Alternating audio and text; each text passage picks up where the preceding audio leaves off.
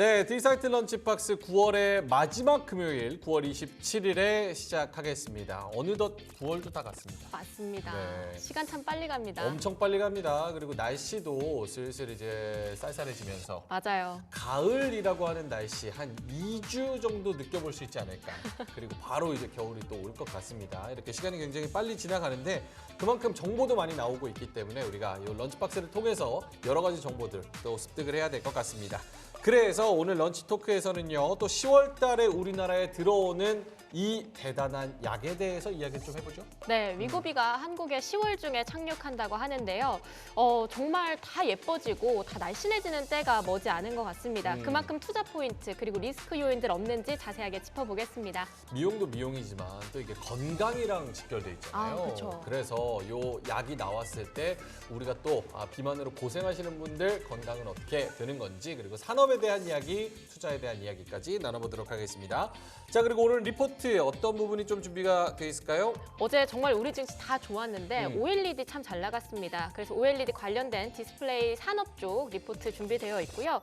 그리고 YG 엔터 쪽 엔터주들 소식도 준비되어 있습니다. 엔터가 요즘 좋아요. 정말 좋더라고요. 네. 그래서 자세한 얘기도 들어보면 좋을 것 같고, 중국 부양책 이슈로 식음료나 화장품 쪽도 잘 나갔었는데 네. 종목 이슈 다뤄보겠습니다. LG 생활건강 소식까지 준비되어 있습니다. 그리고 기막힌 투자 한 끼에서는요, 점심 먹기 전에 주식 시장에 어떤지, 그리고 특징주, 거기다가 공략주까지 짚어드리니까요. 오늘도 1시간 반 동안 열심히 집중해 주시면 좋을 것 같습니다. 자, 그러면 D사이트 런치박스 런치 토크부터 시작해 보도록 하겠습니다.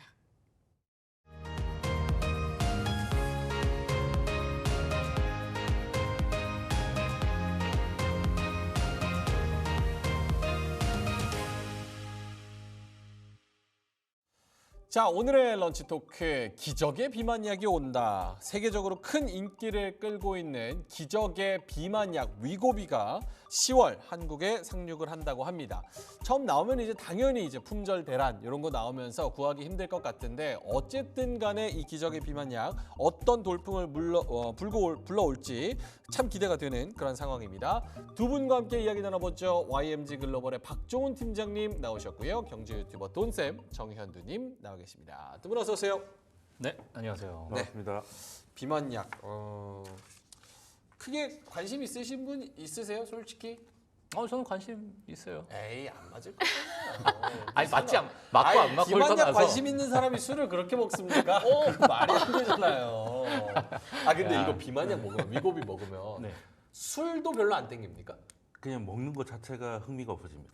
그래요. 예, 그냥 다른 게 있는 게 아니라 그냥 안 먹었는데 배가 부르니까 잘 안 먹게 되고 그래서 빠지는 거예요. 뭐 대단한 게 있는 게 아닙니다. 시청자분들은 돈쌤님이 과연 여기 관심이 있을까? 이런 생각을 뭐 하실 텐데. 저는 이 날을 기다렸죠. 한 40년만 늦게 태어날 거예요. 아니요. 근데 돈쌤님은 오히려 살을 빼시면 안 돼요. 안 될 거. 안 돼. 캐릭터가 예. 딱 매력이에요, 매력 있는. 매력. 근데 맞아요. 이제 이게 여기서 조금 오버가 돼가지고 약간 교정은 필요합니다. 지금. 교정. 그렇다고 아무리 뺀다고 해서 이게 여리여리해질 리는 없으니까 이제 그래도 이제 너무 엣지가 너무 심해졌다. 예. 만약에 위고비 딱 상륙해서 돈쌤님이 위고비를 딱 이제 먹었다, 네. 맞았다 네, 맞게 이랬는데 수연 하나처럼 마른다. 이러면 안 모델로 돼. 써야 됩니다. 그렇게 되면은 네. 지금 나이 들어서 나이 들면 네. 살 빼는 것도 조심해야 돼요. 네. 예, 이 상황에서 빼버리면 이제 그 풍선이 바람 빠진 것처럼 되거든요. 네. 그래서 이제 요즘은 그 다음 2차 산업으로 네. 그걸 땡겨주는 리프팅 오. 같은 것들도 특히 우리나라가 그런 건 잘하잖아요. 신약은 개발 못해도 땡겨줄 수는 있기 때문에 이 두 개가 만나면 또 아름다운 일이 벌어지지 않을까 그런 생각을 하고 있습니다. 진짜 뷰티 전성 시대입니다. 빼는 건 빼는 대로 또 지방흡입도 하는 데도 있고 그것도 처지니까 땡겨주고. 근데 저희 돈쌤님이 사실 외모에 신경을 많이 쓰시는 많이 분이죠. 쓰시는 예, 분이에요. 머리 스타일부터 수염. 그렇죠. 우리가 딱 이게 아이콘적인 그 어떤 외모를 가지고 계시잖아요. K-뷰티의 상징입니다. 왜 웃으시죠? 상징이라고요? 미의 기준은 다른 겁니다. 상징 정도? 네네네. 예, 자, 알겠습니다. 어쨌든 건강이든 미용이든 어쨌든 이 위고비 기대가 많이 되는 이 약이 또 한국에 상륙을 한다고 하니까 박종훈 팀장님이 먼저 설명을 해 주신다면 예. 비만 치료제 열풍 네. 해외에서는 어떤지, 그리고 예. 우리나라까지 이게 이어질지 이런 자료를 한번 보여주실까요? 예, 한번 보도록 하겠습니다. 네. 제가 오늘 사실 뭐 비만 치료제 좀 이야기가 나오다 보니까 뭐 여러 가지 뭐 이야기가 좀 다들 관심이 있으실 것 같아요. 왜냐하면 가장 이슈가 됐던 그 인물이 바로 일론 머스크죠. 일론 머스크가 또 비만약 위고비에 대해서 또 투약을 하다 보니까 과거 비포 앤 애프터 사진이 정말 인터넷에 많이 돌았거든요. 자, 그리고 뭐 킴 카다시안부터 해서 뭐 여러 글로벌의 그 전 관계 고위급 인사들이 또 이러한 비만약에 대한 도움을 많이 받았습니다. 예, 그러다 보니까 지금 뭐 사진 보시다시피 뭐 전에는 뭐 이런 모습에 이 위고비를 맞고 나서는 이렇게 날씬해지는 모습이 있었다. 오. 자, 지금 뭐 영국의 보리스 총리도 마찬가지죠. 전에는 정말 뭐 영국의 트럼프다라는 별명이 있을 정도로 정말 특이한 그러한 어떤 언행과 어떤 행동들을 많이 보여줬었는데 지금 위고비 이후로 좀 날씬해진 모습이 얼굴도 좀 헬쓱해졌는데 돈세님이 말씀하신 것처럼 약간 풍선이 빠진 듯한 느낌이 드니까 주름살도 얼굴에 조금 보입니다. 예, 과정 이러한 모습들이 사실 시장에서 정말 많은 관심이 있었죠. 근데 이게 가장 관심이 많았던 이유가 단기간 안에 빠졌다는 거예요. 단기간 안에 빠졌다. 그럼 이런 효과가 있는데 자, 앞으로 그럼 비만 치료제라는 것이 앞으로 시장에 어떠한 영향을 줄 것인가라는 그러한 이야기들이 시장에 많이 나왔습니다. 자, 그러면 우리가 이제 비만 치료제가 영향을 줄 것이다라는 것은 비만 인구가 그만큼, 그러니까 수요가 그만큼 많아질 것이냐라는 것도 우리가 네. 꼭 봐야 되는 거잖아요. 그렇죠. 그럼 글로벌적으로 지금 비만에 대한 어떠한 이제 평균 수치, 그러니까 우리가 보통 BMI라고 얘기를 하는데, 자, 이러한 부분이 임계점을 넘어서서 우리가 비만이라는 어떤 정의를 내리는 그 수치를 이상으로 넘어가는, 그러니까 비만의 인구가 얼만큼 지금 증가를 하고 있는가. 전 세계적인 그래프예요. 지금 보시게 되면 미국 같은 경우 이제 빨간색입니다. 예, 빨간색인데 미국 같은 경우 지금 1위를 달리고 있습니다. 예, 그래서 뭐 고공행진을 하고 있는 상황이고 이게 사실 뭐 1980년, 1990년 이후로는 그때는 좀 얄쌍했어요. 다들. 예, 다들 비만 인구가 많이 없었어요. 근데 물론 이제 뭐 여러 가지 식품에 대한 우리가 음식에 대한 어떤 변화가 많이 일어나다 보니까 비만 인구가 많이 늘어나고 있고 최근에 한국도 마찬가지로 젊은 층에서 중고등학생들이 비만율이 그렇게 많이 늘었다고 합니다. 예, 그래서 이러한 부분이 지금 전 세계적으로 많은 수요를 일으키지 않겠느냐. 그리고 내가 만약에 내가 지금 비만인데 비만 치료제 건강에도 좋고 당뇨에도 좋고 근육 손실도 적게 해주는 그러한 마법의 만병통치약 같은 그 비만 치료제가 나오게 되면 너는 맞겠니? 하게 되면 이걸 맞겠다라는 이제 응답하시는 분들이 정말 많다는 거거든요. 자, 그래서 지금의 이러한 엄청나게 급격하게 늘어나고 있는 시장 이게 뭐 몇백조 시장이다라는 얘기가 나올 정도로 네. 앞으로 그렇게 뭐 많이 늘어날 것이다. 그리고 2035년이 되면요 여러 보고서 자료가 좀 나오고 있는데 전 세계 인구의 25%가 비만이다라는 전망치도 지금 나오고 있습니다. 근데 재미난 거는 아시아권에 있는 나라들은 그 어떤 임계치를 넘진 않아요. 다 2035년이 돼도. 예, 그래서 또 오른쪽이 중국과 일본입니다. 일본이군요. 예, 중국과 일본인데 중국과 일본 사이에 한국이 있더라고요. 예, 그러다 보니까 우리나라에서 비만 치료제가 성공할 것이냐 아니냐는 정말 10월 달에 상륙한 이후에 우리가 조금 지켜봐야 될 것으로 보여지고 물론 최근에 저는 이렇게 생각해요. 오늘 방송 보시는 분들 제가 생각한 같이 한번 공유를 좀 해보고 싶은데 네. 저는 비만 치료제가 인기가 많은 건 결국에 SNS 발달로 인해서 추가적인 어떤 영향이라고 봅니다. 왜냐하면 지금 SNS를 통해서 AI에 관련돼서 내가 만약에 사진 찍으면 AI가 다 보정해 주잖아요. 네. 얼굴, 몸매 전부 다 보정해 주는데 실생활은 아니야. 그러면 내가 실생활까지도 내 모습을 그대로 보여주고 싶은 욕망이 있잖아요. 그렇죠. 자, 그러면 이러한 SNS, 내가 나를 보여주기 위한 여러 가지 이러한 소셜미디어 사회에서 이 비만 치료제가 분명히 들어갈 수밖에 없는 내 모습을 AI의 내 모습을 그대로 내가 실현시키고 싶은 이런 욕망도 분명히 있기 때문에 한국의 이러한 여러 보여주기를 좋아하시는 많은 네. 분들께서 아마 비만 치료제에 대한 그러한 수요 또는 요구, 욕망 이런 부분도 아마 폭발적으로 늘어나지 않을까. 이런 하는 생각이 뷰티에 대한 특별한 관심도 한국에서 특히 도드라지는 굉장한 특성인데 실제로 제작진이 준비한 자료를 보니까 MZ 세대가요. 98%가 외모도 스펙이라고 생각을 한다고 여론조사에서 답을 했습니다. 네. 2% 2%는 누군가요? 네? 2%가 더 신기한데. 2%는 이미 벌써 갖추신 갖춰진 사람이야. 외모로 고스펙을 갖추신 2% 빼고는 네. 와 이거 스펙이어서 내가 준비하고 있다. 47.6% 거의 절반이 매우 그렇다. 매우 그렇다. 그러니까 그 외모라는 거에는 이제 몸매, 외형적인 것도 들어가 있을 거고 얼굴, 뭐 피부 등등등 여러 가지가 들어가 있을 만큼 우리나라가 여기도 관심이 좀 굉장히 많은 것 같습니다. 네, 실제로 보면 쇼츠 같은데 다이어트 하는 방법들이나 식단 관련된 내용들이 정말 많이 나오거든요. 요즘. 네. 그래서 저도 가끔 식단할 때 되게 많이 참고한단 말이에요. 그만큼 다이어트 방식도 다양해졌는데 관련된 자료를 돈쌤이 오늘 좀 준비해 주신 것 같아요. 전문가. 네, 사실 뭐 다이어트 방법 여러 개 있는데 네. 제가 만 가지의 방법을 다 시도하고 다 실패해봤거든요. 위고비만 기다리고 있군요. 결론은 위고비다. 아, 결론은 결론은 위고비예요. 약 없이는 안 된다라는 건데 일단 아까 그 스펙이라고 말씀 주신 것 중에 네. 외모가 스펙인 것 중에 스펙 중에서도 가장 좋은 게 외모입니다, 실제로. 그래요? 왜냐하면 학력이나 재산이나 이런 것들은 바로 알아차기가 어렵거든요. 누가 물어보지 않으면. 예, 굳이 말하기도 좀 못하고. 근데 외모는 말하지 않아도 더 이상 말이 필요 없잖아요. 예, 그러니까 이런 스펙이 없습니다, 세상에. 예, 그러니까 이제 사실 점점 더 그렇게 될 것이고, 그리고 네. 다이어트에 관심이 많다 보니까 그 크게 한 5개 정도 네. 유행했던 걸 가지고 왔는데 한때 유행했던 원푸드 다이어트라고 해가지고 하나만 패는 그런 게 있습니다. 근데 사람이 살다 보면 한 2끼 이상을 하나만 패기 시작하면 사람이 좀 괴팍해져요. 네, 뭘 먹든. 네, 쉽지가 않습니다. 쉽지가 않고요. 맞아요. 그리고 한때 되게 유행했던 황제 다이어트라고 해가지고 황제 다이어트? 고기만 먹는 거죠. 오, 다이어트- 저는 괜찮을 것 같은데? 네, 다이어트 하는 사람이 고기 뷔페를 가고 막 그런 거죠. 네. 그냥 탄수화물만 안 먹으면 된다. 음. 근데 물론 그렇게 하면 돼요. 근데 문제는 탄수화물이 밥만 있는 게 아니라는 거예요. 고기를 먹어도 특히 우리나라는 갈비 같은 거 있잖아요. 네. 양념에 액상간장 같은 게 엄청 들어가서 아, 맛있죠. 탄수화물을 뺀다는 게 거의 불가능합니다. 아, 그러면 저 황제 다이어트 고기만 먹는다는 건 약간 생고기, 지방 진짜 없는 생고기. 거 예, 진짜 살짝 생고기. 익혀가지고 이렇게 그렇죠. 먹는 집에서 느낌으로. 자기가 가져와서 그게 해야 되는데 그게 쉽지가 않아. 그래서 그냥 고기 위주의 메뉴를 먹는데 알고 보면 거기에 숨어 있는 더 나쁜 탄수화물이 많아서 나는 고기만 먹은 것 같은데 그리고 정신 차려 보면 냉면을 먹고 있죠. 안 먹을 수 있나? 아, 꼭 그리고 내가 안 시켜도 옆 사람이 꼭 네. 시켜요. 당연하게 안 먹은 사람 손 드세요 이렇게 되죠. 아니 본인 사례를 왜 다 많은 분들이 그렇게 할 거라고 생각하시는 거예요? 저 형은 술만 먹어요. 냉면, 고기 이런 거 안 먹습니다. 근데 술이야말로 하나만 정말 팹니다, 나쁜 하나만. 탄수화물이잖아. 어, 탄수화물과 물밖에 맞습니다. 없잖아. 술살 절대 안 빠지잖아요. 네, 그러니까 술살이 무서운 네, 것이고. 위고비의 절대 네, 대항마입니다. 그래서 저 황제 다이어트는 진짜 네. 황제만 가능합니다. 음. 이게 말 그대로 이제 식단을 컨트롤 가능한 거. 그리고 이제 디톡스 다이어트라고 해가지고 한때 뭐 레몬 주스 열심히 먹는 거 있었는데 네.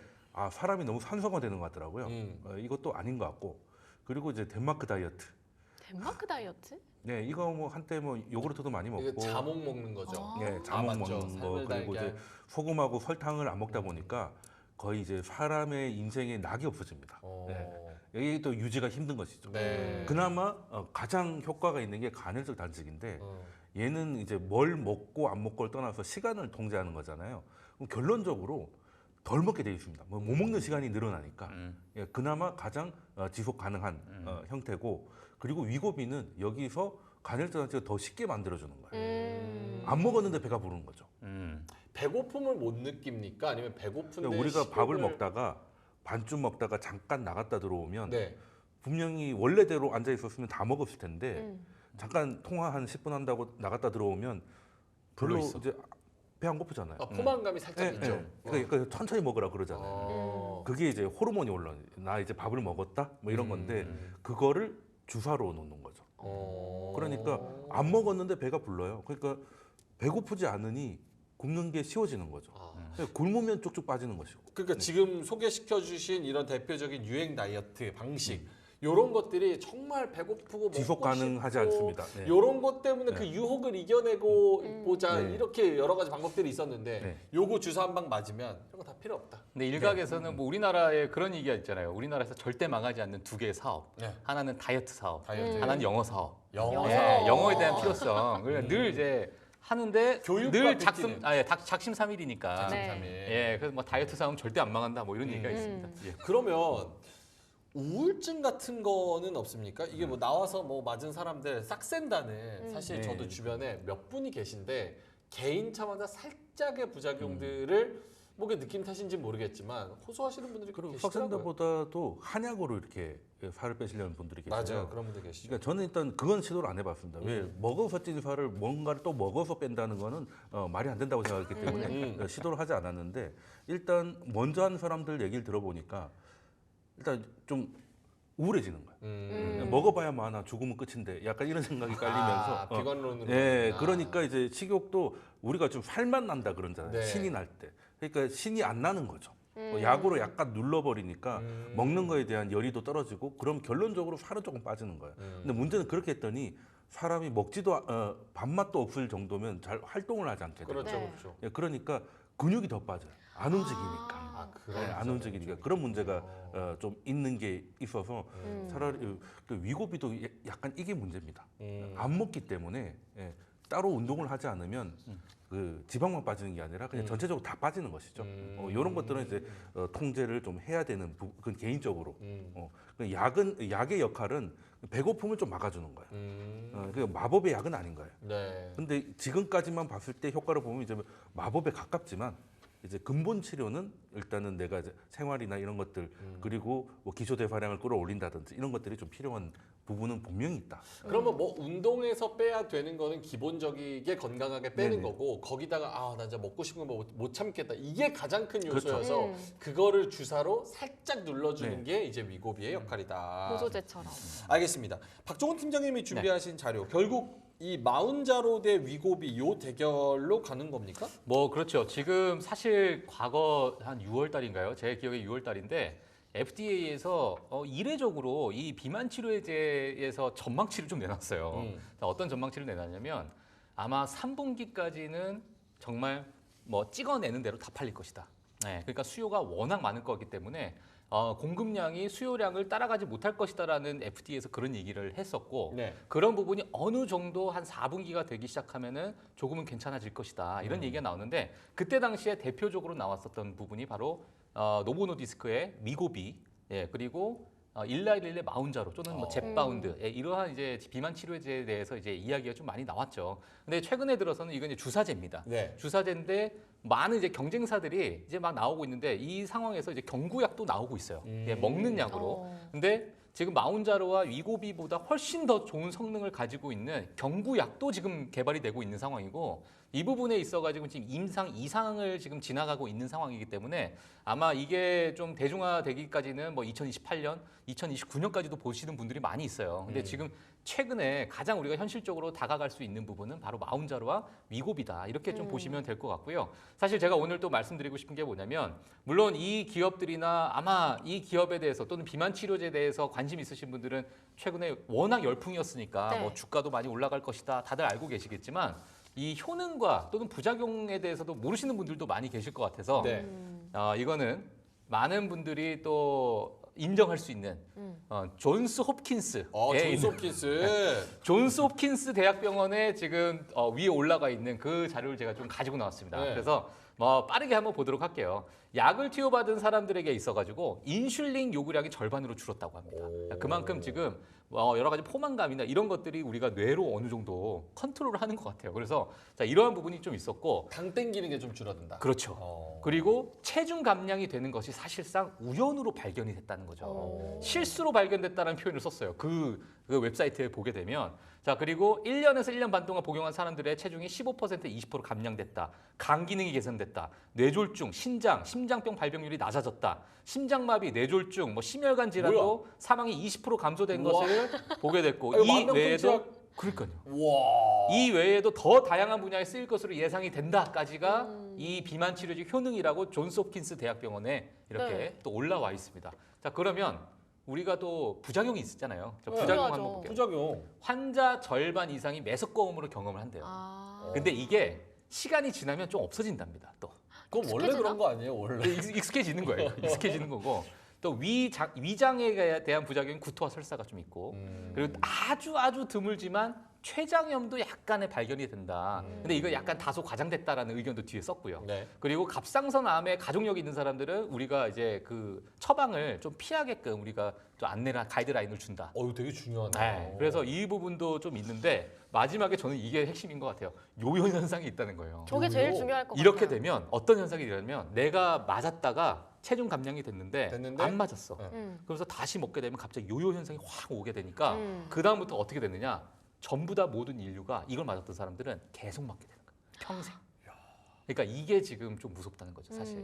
왜냐하면 결국에는 나의 어떠한 여러 기능 자체를 네. 약에 의존할 수밖에 없게끔 만드는 그런 일련의 단계잖아요.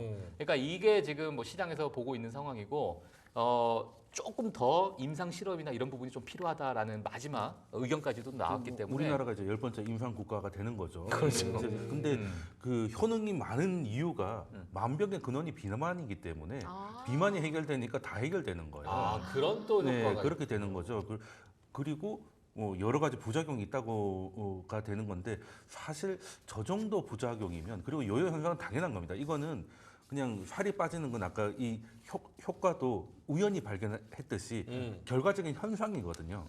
그러니까 포만감을 잘 느끼기 때문에 더 적게 먹게 돼서 빠지는 거기 때문에 그러면 포만감을 느끼지 않게 되면 다시 먹게 되는 거겠죠. 네. 그리고 저 약을 또 믿게 되는 심리적인 의존도가 생기기 때문에 그 요요가 생기고 요요 현상도 가만 보면 한 68주 이상 이 주사를 맞은 사람들이 끊고 나서 얼마나 돌아오는지 추적 조사를 하니까 60% 정도 돌아온다고 해요. 네, 그러면 한 40%는 이제 뺀 거죠. 어찌됐든. 네, 나쁘지 않은 것이고 그리고 약에 의존해야 된다는 것도 두려움이지만 나이 들면 약으로 살게 됩니다. 어차피 약이 없으면 살 수가 없어요.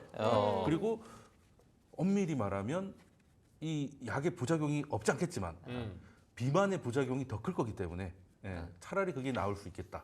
경제적 부담이 좀 늘어나는 게 좀 부작용이라면 부작용이 아닐까 저는 그렇게 생각을 하고 있습니다. 알겠습니다. 선생님이 지금 경제적 네. 부담 말씀을 네, 해주셨는데 경제적 부담. 실제로 위고비 가격은 어떻고 또 아무나 네. 맞을 수 있는 건가요? 예. 환자들 기준도 있을 것 같은데. 일단 뭐 지금 미국 같은 경우에 뭐 용량의 차이가 조금 있습니다만, 네. 네, 뭐 1,300불이 넘어가는 뭐 마운자루가 제가 알기로는 1,300불로 알고 있는데, 1,300불에 한 150만 원? 네, 뭐 하여튼 뭐 1,000불대가 넘는데 이게 이제 앞으로 낮아질 거로서 보고 있는데 저는 사실 뭐 미국은 그렇다고 치고 한국에 출시됐을 때의 가격대나 네. 또는 어떤 환자들한테 이게 처방이 될 것인가라는 그 기준점이 좀 중요하잖아요. 자, 그래서 제가 조금 준비를 한 내용 보게 되면은 10월 중순, 그러니까 15일부터 우리가 온라인으로 어느 정도 우리가 이 부분에 대해서 예약을 할 수 있는 그게 생긴다고 합니다. 네. 10월 15일부터.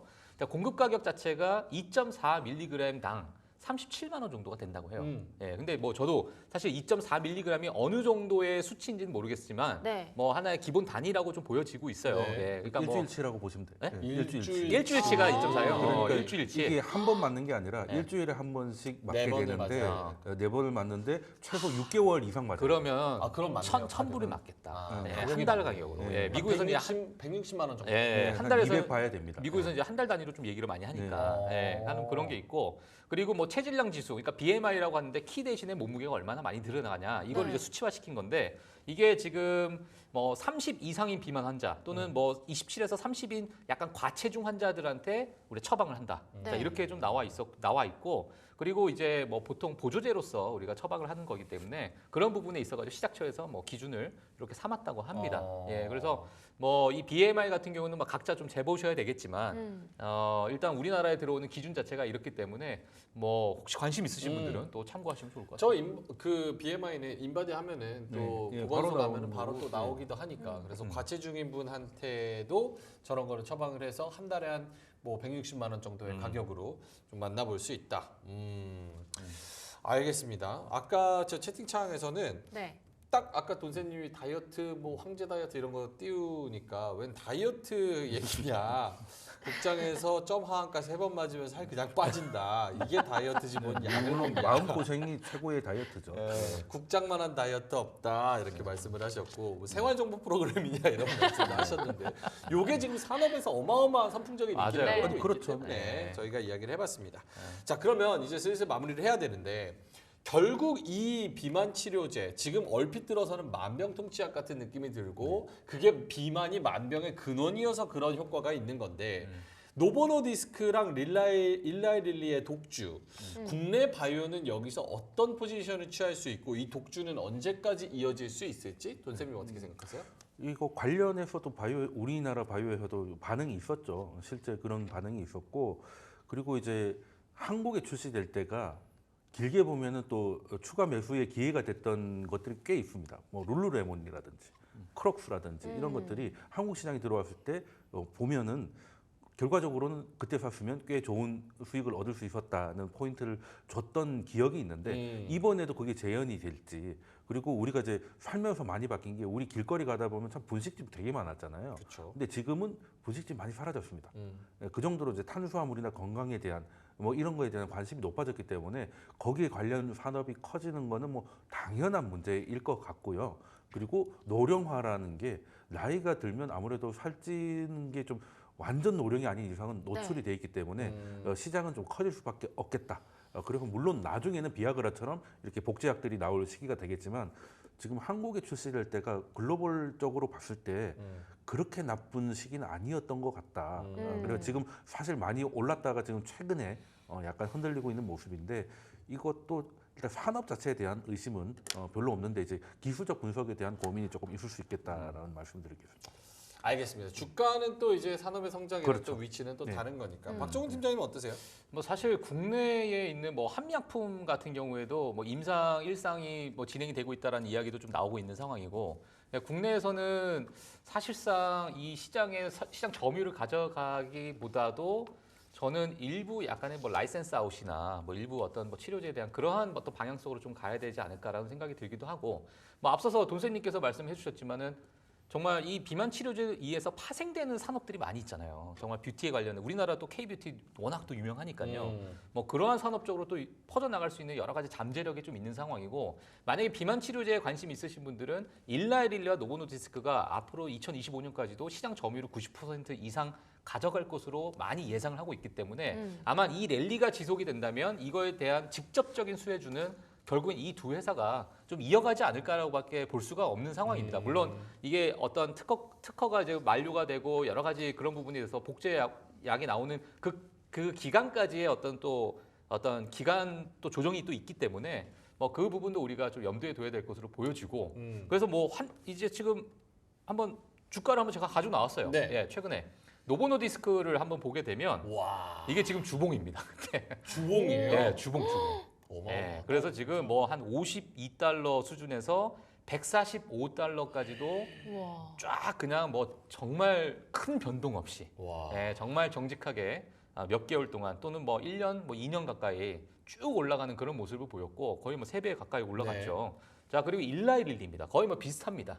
비슷한 흐름을 보였고, 자, 일라이릴리도 마찬가지로 뭐 320달러 수준에서 909달러까지. 뭐 3배 가까운 그런 이제 어떤 상승세를 좀 보여주면서 사실 이 랠리가 어느 정도 마무리가 되지 않을까라는 염려도 있지만 지금의 시장 지배력을 봤을 때는 이 두 회사의 어떤 독주 체제는 아마 내년까지도 이어지지 않을까. 그리고 우리나라에 이제 10월에 상륙하잖아요. 네. 자, 그러면은 많은 나라들이 점점 이제 각 나라의 뭐 FDA 같은 역할을 하시는 뭐 우리나라의 뭐 시각처라고 하게 된다면 여러 가지 허가가 좀 나오게 되면 이러한 어떤 매출 증대도 지속적으로 이어질 수 있기 때문에, 그리고 글로벌적으로 또는 SNS를 통해 가지고 야, 내가 이 약을 맞았더니만 내가 이렇게 됐더라. 나 이렇게 홀쭉해졌어. 이러한 것들 얼마나 또 나오겠습니까? K 컨텐츠가 또 바이럴하게 막 글로벌로 퍼지잖아요. 맞아요. 예, 뭐 그렇게 예를 되면 들어, 중학생, 고등학생들도 맞게 되고 그러니까. 막 이러한 상황도 이제 벌어지게 되면 예를 들어서 뭐 풍자 씨가 나와가지고 딱 저 이제 이거 맞습니다. 근데 2달 뒤에 보니까 아이유도 있어.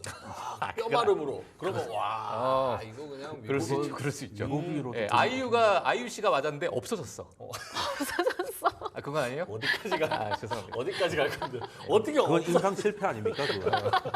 예, 주가 폭락일 것 같은데. 예. 아이유 없어지면 안 됩니다. 아, 예. 좌표 찍혀요. 조심하세요. 죄송합니다. 네, 어쨌든 그런 K 컨텐츠로 우리나라 들어와서 여러 가지 바이럴하게 좀 퍼져나갈 수 있는 그런 가능성도 있고 우리 내수 그렇죠. 시장도 예. 잘 팔릴 수가 있다. 알겠습니다. 여기 보니까 요거 네. 맞으면은 남성 호르몬이랑도 관계가 있어서 탈모에도 효과가 긍정적인 효과가 있다는 모습. 탈모, 비만하고 탈모도 좀 연관이 되어 있죠. 이야, 남성 호르몬 안드로겐과 관계가 예. 깊기 때문에 비만일수록 탈모가 생길 가능성이 높대요. 음. 오. 저는 탈모약이 나오면 노벨 평화상을 줘야 돼요. 왜냐면 이제 화가 많이 없어질 거야 남성들 같은 경우에. 예. 근데 지금 그 탈모약이 하나 그 프로페시아 같은 경우는 이제 FDA 승인받아 나오고 있는데 거기에 CEO가 대머리입니다. 이거는 스타일 따라 네, 컨셉 따라 예. 머리 하시는 거. 근데 이제 그래도 CEO 하실 때는 조금 이렇게 드셔야 되는 거 아니에요? 그러네. 그렇게 해서 알겠습니다. 굳이 예. 그 약은 안전하다고 하는데 왜 굳이 안 그러니까 드시는 라면 사장님들이 네. 라면 안 먹듯이. 네, 뭐 그런 거 같아요. 약간 그런 거. 임상을 너무 많이 하다가 머리가 그렇게 빠지셨을 수도 되셨구나. 있고요. 알겠습니다. 개그 프로 아닙니다. 자, 그러면은 한마디 하면서 마무리해 볼까요? 네. 네, 뭐 저부터 말씀드리면 사실 저는 이번에 비만 치료제를 보면서 이런 생각도 좀 들더라고요. 정말 기술을 다뤘던 인류가 이제는 정말 기술에 의해서 지배를 받는 인류가 되지 않나 이런 생각이 들고 내비게이션이 생겨서 저희가 다 길치가 됐습니다. 스마트폰이 생기고 맞아요. 전화번호를 까먹기 시작했어요. 그러네요. 예, 그리고 이제 비만 치료제가 나오게 되면 안 움직이는 세상이 되지 않을까 라는 생각도 들기도 하고 하여튼 뭐 긍정적인 면도 있지만 뭔가 우려되는 부분도 있다. 이렇게 말씀드리고 싶습니다. 중국인들도 이제 원래는 한자를 글씨를 쓰다가 컴퓨터가 발달되면서 이제는 젊은 사람들이 이제 한자를 못 쓴다고 간자체도 못 쓴다고. 그래서 그러더라고요. 한국에 오면 더 놀래요. 자기들도 안 쓰는 한자를 여기서 쓴다고. 그러니까. 네, 깜짝 놀라는 거죠. 알겠습니다. 기술을 다뤘던 인류 이제는 기술에 지배받게 생겼다. 돈쌤 정현두님은요? 네, 저는 이제 그 실사용자가 될 가능성이 높아서 네. 이제 비만 얼마면 되냐. 어. 15일 날 발표 난다고 하니까 기다려 보겠습니다. 이거 원빈 씨 대사죠? 가을 동화에서. 네, 그렇죠. 자, 안 맞으셨으면 좋겠어요. 네. 한 150, 160 정도 얘기 나오는데 네. 맞으시면 안 요즘 돼요. 월세도 비싸졌는데 그 정도 뭐 맞아요. 예. 요즘 PT하고 뭐 하고 뭐 산다 그러면 100만 원, 200만 원. PT도 맞아, 뭐 맞아. 이제 계약하면은 뭐 건당 한 번 할 때 8, 9만 원씩은 그러니까요. 하잖아요. 비싸요. 예, 그렇게 생각하면 그렇게 비싼 건 아닌 것 같은데. 예, 좋습니다. 알겠습니다. 자, 그래서 10월 달 얼마 안 남았습니다. 이제 다음 주면 바로 10월이기 때문에 10월 달에 상륙하는 기적의 비만약 한국에서 어떤 돌풍을 일으킬지 한번 산업적으로 그리고 주가적으로도 다뤄봤습니다. 자, 그러면 두 분과는 여기서 좀 인사를 드리도록 하겠습니다. 우리 YMG 글로벌의 박종훈 팀장님 그리고 경제 유튜버 돈쌤 정현두님과 함께했습니다. 고맙습니다.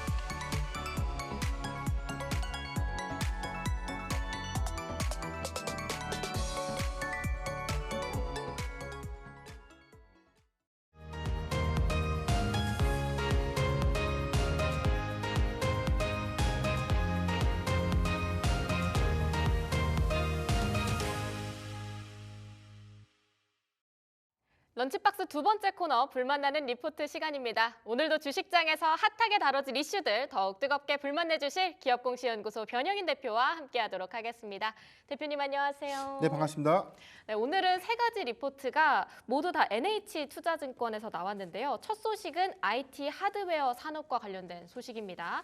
미국의 중국 대리기 움직임이 이제는 디스플레이 쪽으로도 넘어오나 싶은데 실제로 어제 이 소식이 알려지고 LG 디스플레이는 7% 급등, 덕산 네오룩스도 11% 넘게 뛰었습니다. 확실히 이번 중국 규제 이슈가 국내에서는 좀 호재다라고 받아들여야겠죠? 일단 그 영향도를 조금 더 주목을 해봐야 될 것 같은데 네. 우리가 좀 비교될 수 있는 법안이 있었어요. 미국의 생물보안법. 이게 이번에 하원에서 좀 통과가 됐고 이게 2032년도에 이제 유예 이후에 이제 시행이 되면 국내 이 CDMO사들의 어떤 낙수 효과로 좀 이어질 수 있는 기대감들은 네. 사실 뭐 중국이 많은 비중에 대한 이 의약품 제조 시설들을 좀 갖고 있는 그런 부분들 그리고 여기다 해서 공급량들을 좀 추정해 봤을 때 해당되는 물량들이 굉장히 좀 컸었거든요. 전체 뭐 미국향 물량들이 55%에서 많게는 한 60% 정도를 차지했었기 때문에 해당되는 물량들을 점진적으로 이원화하고 다시 다 재분배해서 공급을 하게 된다면 그 기회 요인들이 굉장히 좀 컸는데 디스플레이 부분에 대해서는 저는 사실 뭐 시장에 관련된 어떤 전망들 이거는 어떤 업종의 경우에는 수혜로 좀 부각될 수 있겠지만 또 반대로 장비주들이 이게 수혜를 좀 받을 수 있을까? 아. 그런 좀 의문들이 좀 있거든요. 네. 일단 내용을 보면요. 미국 하원은 미국 국방부에 중국 LCD와 OLED 디스플레이 업체들을 규제 대상 업체로 등록해 줄 것을 요청했다라고 네. 좀 발표를 했기 때문에 향후 해당되는 법안들이 상정이 되고 표결 여부가 결정이 돼서 통과가 된다면 이 부분을 얼마만큼 규제할 것이고 어떤 범위까지 확정이 될 것인가. 그러니까 이 부분은 아직 확정된 내용들은 아니지만 향후 어떤 방향성을 가져가느냐에 따라서 이 업황에 관련된 희비가 좀 달라지지 않을까. 다만 점진적으로 보면 삼성 디스플레이나 뭐 LG 디스플레이를 지금 수혜 업종으로 좀 거론되는 부분들은 LCD 시장들이 우리가 시장 선점 초기까지만 해도 이제 일본이 좀 강했다가 이후에 한국 시장이 컸거든요. 이걸 다시 중국이 좀 키웠고 현재 OLED 시장을 우리 국내에서 가장 빠르게 기술 선점을 했지만 중국이 상당히 좀 많이 따라와 주면서 중국 내수와 안에서의 시장 점유율 격차가 굉장히 좀 커졌던 그런 부분들 좀 고려를 해야 될 것 같고 네. 전체적으로 보면 이 하단 내용들이 있어요. 추가적으로 현재 중국 업체들이 국가 보조금을 토대로 글로벌 LCD 점유율을 72%, 차세대 디스플레이 기술 OLED에서도 51%의 점유율을 차지하고 있다. 굉장히 좀 오. 많이 늘린 거예요. 그러네요. 이 부분이 우리 국내의 어떤 위험 요인으로 좀 작용을 했는데 이 부분을 미국이 강하게 규제를 해준다면 디스플레이 공급업체, 즉 패널 업체는 굉장히 큰 수혜로 좀 이어질 수 있겠는데 다만 장비주의 경우에는 중국 안에서에 대한 디스플레이에 대한 시장 점유율이 커진다는 것은 그만큼 중국이 어디 장비를 많이 쓰죠? 한국산 이 디스플레이 장비 업체들에 네. 대한 수주를 많이 주고 있는데 그러니까 이런 부분에 대한 발주량들이 좀 감소되면 이게 과연 좀 실적의 어떤 억제 요인으로 좀 작용하지 않을까. 지금 뭐 선익 시스템을 좀 논의를 하더라도 지금 중국향 이 디스플레이 장비 업체들이 굉장히 좀 많은 어떤 실적 비중을 좀 차지하고 있거든요. 현재. 네. 그러니까 그런 것들 좀 고려를 해보면 전반적인 패널의 어떤 공급량들을 좀 감안했을 때는 디스플레이 제조사들에게는 호재일 수 있겠으나 네. 장비라든가 소재사의 경우에는 중국향 의존도가 좀 높아짐으로써 이 부분까지 규제 부분으로 확대가 될 경우에 이 부분에 관련된 어떤 실적에 관련된 우려감 이 부분은 조금 더 좀 주목을 해봐야 될 것 같지만 전반적인 것은 뭐 좋다. 다만 세부 사항들을 보고 피해 업종에 관련된 옥석 가리기 이것도 좀 중요한 포인트가 아닌가라고 좀 말씀드리겠습니다. 두 가지 포인트가 있을 것 같아요. 일단은 규제의 방향성 어떤지 그리고 실제로 규모는 어느 정도로 잡힐지를 좀 네. 지켜봐야 될 것 같고 말씀 주셨던 것처럼 패널 업체나 디스플레이 제조사들은 확실하게 이번 이슈가 수혜라고 볼만 하겠지만 네네. 중국 쪽으로 수주가 많이 잡혀있는 장비 업체들 쪽은 조금 조심해야 될 필요가 있다. 옥석 가리기가 필요해 보인다고 네네. 말씀 정리해 볼 수 있을 것 같습니다. 네, 첫 번째 리포트 한 줄 평 열어볼게요. 네, 중국 디스플레이 규제 득과 실은 따져봐야라고 정리를 해드리겠습니다. 바로 두 번째 소식으로 LG 생활건강 종목 이슈가 준비되어 있습니다. 중국 부양책 이슈로 최근에 중국 내 소비가 좀 활성화될 거다 네. 이런 이야기가 돌면서 화장품 그리고 식음료 업품들이 좀 긍정적으로 움직였습니다. 그러면 LG 생활건강의 실적 개선을 이제는 기대를 해봐도 돼야 할까요? 우리가 화장품 섹터를 좀 바라보는 시각들 지난 상반기를 우리가 좀 복기를 좀 해보면 네. 1분기에서 2분기 눈높이가 높아졌어요. 그래서 1분기에 굉장히 호실적을 기록했던 종목들이 추가적인 어떤 실적이 상향되면서 주가 더 반영을 시켰고 2분기에도 해당된 기조를 보면 예상했던 실적보다 더 잘 나왔던 기업들은 주가가 그만큼 더 올라졌던 그래서 수급 유입 효과가 좀 가장 컸던 게 좀 화장품 섹터였고 그런데 2분기 실적 우리가 가만히 좀 생각을 해보면 네. 정말 실적이 좋았는데 주가가 좀 급락했던 종목들이 몇 종목들이 있었습니다. 이 부분은 실적의 기대치가 너무나 높아져서 해당 부분을 조금 못 미쳤는데 이걸 네. 악재로 좀 인식한 거예요. 그러니까 그런 종목들이 이번 3분기에도 실적이 과연 더 예상치를 좀 상회할 수 있을까? 내지는 예상치보다 좀 못한 실적을 좀 낼까? 두 가지에 관련된 어떤 주가의 수급 변동이 좀 심화될 수 있는 요인이기 때문에 네. 이 부분을 가장 중점적으로 우리가 체크를 좀 해야 될 것 같고요.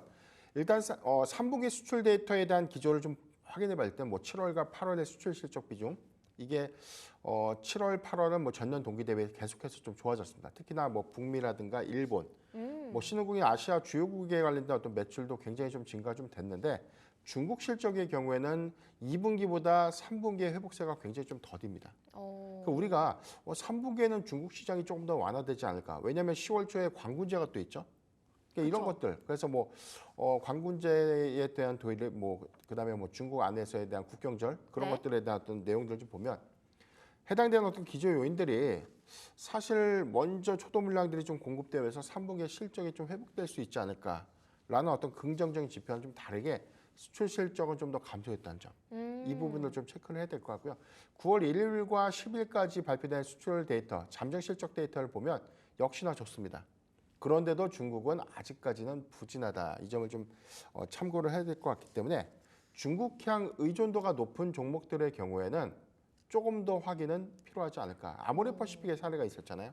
정말 우리가 리포트를 좀 보고 정말 좋아질 것이고 코스알렉스가 북미 시장에서 굉장히 큰 실적 흥행을 좀 이끌었기 때문에 중국이 다소 안 좋지만 미국 시장에서 충분히 이익을 상쇄시킬 수 있다라는 어떤 기대감들이 있었는데 네. 실적은 너무나 우리가 생각하는 것과 좀 반대로 갔기 때문에 주가가 좀 급락하게 된 그런 배경으로 좀 이어졌고 내용을 좀 잠깐 보면 중국의 매출 회복 그리고 이익의 레버리지는 아직까지는 제한적이다. 이 내용은 뭐냐면 중국의 회복 속도가 매우 더디다. 자 그런 내용들이고요. 일단 실적에 대한 3분기 전망치를 보면 매출액은 전년 동기 대비해서 2% 정도 감소할 것이다라고 발표하고 있고 다만 영업이익은 18%가 좀 증가될 것이다라고 보고 있어요. 네. 그래서- 영업이익이 늘면 좋은 거 아닌가요? 늘었지만 예상됐던 시장의 어떤 눈높이보다는 약 9% 정도 어. 컨센이 떨어질 수 있다. 그러니까 이익 지표가 조금은 아쉬울 수 있다라는 내용을 좀 반영시키고 있는데 물론 이제 실적이 좀 나와봐야 확정될 수 있는 상황입니다.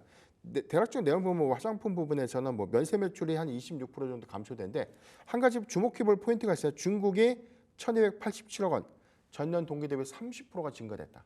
그러니까 중국 시장이 작년보다는 회복하고 있는 흐름들 좀 보여주고 있는데 네. 이 내용들을 보면 광군제 사전 마케팅 그리고 글로벌 광고비에 대한 확대로 수익성은 좀 하락할 수 있는데 여기 보면 이 후라는 이 매출은 이커머스 라인에서 오히려 매출 확대 부분들이 중국 안에서 좀 이루어질 수 있는 부분들 이 부분은 약간의 좀 긍정적이다라고 좀 평가를 했고요. 그다음에 우리가 음료 사업 부분에 관련된 내용을 좀 봐야 되는데 음료는 전년 동기 대비 3% 그리고 이익이 25% 좀 감소될 것인데 LG 생활건강이 음료수를 만들어 이렇게 생각할 수 있잖아요. 네. 우리가 많이 마시는 콜라, 코카콜라가 LG 생활건강에서 만들고 있습니다. 오, 진짜요? 예, 많은 분들이 그 부분을 잘 모르고 계신데 오. 내용을 보면 우리가 뭐 파워레이드라든가 뭐 코카콜라 그 이외에 뭐 토레타 이런 한국 코카콜라가 이제 만들었던 이런 음료를 LG 생활건강을 종속해서 하는 그래서 이 음료 사업 부분에 어떤 실적 연동성이 있었는데 이 부분은 이익 규모가 좀 감소됐던 부분은 내수 시장의 어떤 부진 여파. 근데 사실 저는 내수 시장이 부진했다라기보다 너무 콜라 값이 우리가 해외 여행 가서 사는 그런 가격보다는 국내에서 너무 비싸지 않나요? 근데 그런 것들 때문에 상대적으로 좀 덜 팔린 것이 아닌가. 저는 약간 그렇게 보고 있는데 일단 음료 시장, 음료 사업 부분에 대한 실적 기여도도 3분기에는 굉장히 하향되고 있다. 이런 전반적인 어떤 사항들이 이익의 어떤 추정치를 하향시켰다라고 좀 발표를 하고 있습니다. 결국은 중국 실적이 제일 중요하겠네요. 예, 그리고 네. 북미하고 일본 쪽으로 좀 나아가고 있어서 그쪽으로도 약간은 이익을 땡길 수 있지 않을까 싶었지만 여전히 중국의 회복세가 더디기 때문에 실적이 크게 회복되지는 못할 것 같다. 일단 3분기까지는 계속 지켜봐야 되는 거죠. 중국은 좀 우려스럽지만 네. 주목해볼 포인트가 이제 미국에서 지금 이니스프리라든가 제가 아까 내용을 좀 더페이스샵입니다. 제가 정정을 좀 하겠습니다. 더페이스샵 그리고 CMP 등의 어떤 이 제품 라인업의 경우에는 아마존에 입점을 하고 있고 지금 10월 7일로 좀 예정되고 있는 아마존 프라임데이에서 만약에 국내 화장품에 관련된 유입력 우리가 이전 프라임데이에서도 확인을 했듯이 굉장히 한국 화장품에 관련된 인기도가 커졌기 때문에 네. 이 부분에 대한 마케팅 전략들이 좀 더 강화되는 부분들 이게 선제 비용으로 좀 들어갔지만 여기서 흥행 기조가 좀 더 이어진다면 뭐 11월 블랙 프라이데이까지에 관련된 기대감들 이 부분은 4분기 실적의 기대 요인으로 좀 작용될 수 있기 때문에 미국 시장의 선점 효과들을 얼마만큼 더 크게 가져갈 것인가 이 부분이 중국의 부진을 일부 상쇄시킬 것이기 때문에 우리가 중국향 의존도가 높았던 아모레퍼시픽이라든가 LG생활건강의 경우에는 이제 북미 시장의 공략을 가속화시키는 단계이기 때문에 해당된 실적 유입을 좀 더 확인해 볼 필요가 있다라고 좀 말씀드리겠습니다. 그러니까 10월에 곧 있을 아마존 프라임데이 그리고 12월에 있을 블랙 프라이데이 때를 네. 좀 참고를 해서 중국의 의존도 낮추고 북미 시장으로 크게 진출할 수 있을지 이게 좀 관건 포인트가 될 것 같네요. 네, 그렇습니다. 네, 그럼 두 번째 리포트 한 줄 평 열어보겠습니다. 네, 수령에서 벗어나는 중 미국 시장이 관건이라고 정리를 해드리겠습니다. 마지막 소식으로는 엔터주 관련된 이야기가 준비되어 있는데 어제 엔터주들 참 흐름 좋았습니다. 그리고 오늘 장 초반까지도 계속해서 그 강세 흐름이 이어지더라고요. YG 엔터테인먼트 종목 소식이 준비가 되어 있는데요. 대표님, YG 엔터 이 흐름대로 계속 간다고 한다면 언제까지 기대해 볼 수 있을까요?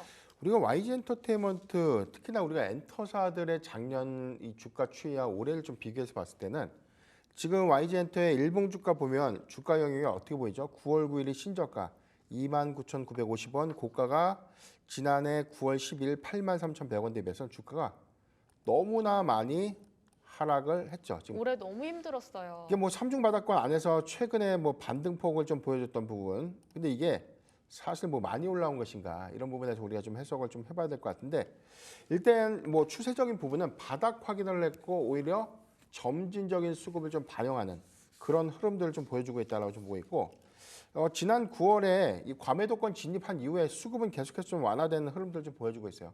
이 부분은 지금 뭐 3분기에 대한 어떤 실적의 기대치가 높아졌다, 4분기의 실적 기대치가 높아졌다라기보다는 그동안 좀 다소 좀 부재했던 주력 아티스트들에 대한 주요 컴백 일정이라든가 활동 부분들이 좀 가셔야될 수 있는 부분들 네, 그리고 내년도가 좀 기대되고 있는 블랙핑크의 완전체 활동 저도 너무 설레요. 그렇죠. 네. 이 부분에 관련된 기대감들이 그동안 블랙핑크발 악재가 사실 이 YG 엔터테인먼트의 어떤 주가 하락으로 좀 이어졌던 이런 그런 아쉬움들을 네. 조금 상쇄시키면서 점진적인 어떤 수급 기대 요인으로 좀 작용하지 않나 좀 보고 있습니다. 리포트 내용을 보면 완전하게 달라질 2025년 내년이 더 기대가 되고 있다라고 좀 언급을 하고 있는데 일단 블랙핑크의 컴백 그리고 베이비몬스터의 수익화로 인해서 유의미한 실적의 반등이 예상될 수 있다라고 좀 보고 있고요. 10월 초부터 활동을 시작할 수 있는 2NE1의 이 투어 일정 전체적으로 뭐 15회 정도 활동인데 지금 2NE1의 이 컴백을 굉장히 반기는 뭐 좀 네. 과거에 뭐 아이돌의 뭐 걸그룹이라고 했죠. 걸그룹의 좀 상징이라고 해야 되나요? 완전 상징이죠. 그렇죠. YG 이 부분에 대한 핵심입니다. 이 활동이 좀 더 본격화됐다는 부분들. 그래서 이를 기점으로 보면 지금 신인 아티스트들의 경우에는 이렇다는 아직까지 뭐 임팩트가 좀 적었던 부분 이런 것들 좀 고려를 해야 될 것 같고요. 다만 이제 우리가 수익 지표를 좀 참고할 수 있는 이 앨범 판매량이라든가 공연의 어떤 일정에 관련된 흥행 이런 기조, 뭐 굿즈의 어떤 판매 이런 것들을 종합적으로 보면 활동 연락들이 좀 더 커지면서 오히려 수익 지표가 상향될 수 있는 부분은 3분기보다 그래도 4분기 실적의 기대 요인 그리고 내년도의 실적 기대 효과가 더 크게 좀 작용하지 않을까 그렇게 지금 전망되고 있습니다. 그래도 항상 주가는 선반영하니까요. 4분기에 좋아지고 내년에 또 크게 반전을 한다고 하더라도 투자의 매력도는 지금 어떤가요? 저는 뭐 주가의 영역단으로 보면 지금 뭐 241선이 사실 주가의 영역 기준에서 봤을 때는요. 지금 한 44,000원 미만에서 형성이 좀 되고 있기 때문에 네. 지금 현재도 사실 뭐 부담스러운 자리는 좀 아니다라고 좀 보겠습니다. 다만 우리가 엔터사들의 전반적인 흐름을 보면 특정 종목이 잘 나가기보다는 전반적인 엔터 섹터 안에서에 대한 수급이 좀 좋아야 될 것 같고 여기에 대해서는 지금 완전체 활동들이나 주요 컴백 일정들을 좀 고려해서 수남의 수급들은 점진적으로 하이브가 좀 잘 간다고 해서 다른 종목이 좀 약세를 보이고 이런 흐름들보다 비슷한 양상의 수급을 좀 가져가되 오히려 특정 아티스트들의 어떤 활동 여력들이 좀 더 크다는 그런 부분들은 오히려 수급을 좀 더 단기적으로 확대시킬 수 있는 그런 부분들을 좀 기대를 해야 될 것이기 때문에 실적 부분은 두 번째 단계고요. 네. 주요 아티스트들의 어떤 컴백 일정이라든가 활동이 좀 본격화되면서 이야기가 나올 수 있는 흥행 기조, 뭐 앨범 판매량이라든가 뭐 공연이 좀 매진된다든가 여기에 관련된 수익성 지표가 상향될 수 있는 어떤 긍정적인 이슈에 좀 더 주목을 해보자라고 좀 생각을 했습니다. 일단 올해보다 내년도의 어떤 기대치들 우리가 주가를 좀 선행해서 좀 반영한다고 하죠. 내년도에 블랙핑크의 좀 활동이라는 것은 유의미한 어떤 상승을 좀 넘어서 저는 실적의 어떤 기여도가 굉장히 좀 커질 것이다라고 좀 판단해 볼 수 있기 때문에 이런 기점을 보면 저는 지금부터 분할 매수 점진적으로 좀 모아가는 전략은 유효하지 않을까라고 좀 말씀드렸습니다. 지금부터라도 분할 매수 들어가는 건 나쁘지 않다고 말씀 주신 것 같습니다. 마지막 리포트 한 줄 평 열어볼게요. 네, 2NE1이 피운 불씨 블랙핑크로 타오를 것이라고 정리를 해드리겠습니다. 네, 오늘 불만나는 리포트 준비된 소식은 여기까지입니다. IT 하드웨어 산업 리포트와 함께 LG 생활건강 그리고 YG 엔터테인먼트 종목 소식까지 다뤄봤습니다. 기업공시연구소 변영인 대표와 함께했습니다. 고맙습니다.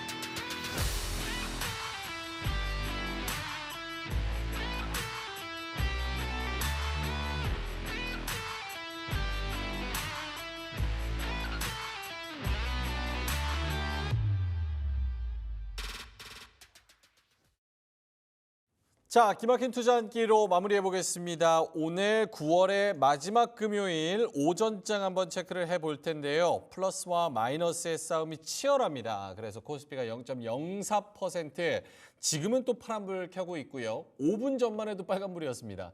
2669 보합권에서 계속 왔다 갔다 하고 있는 상황이고요.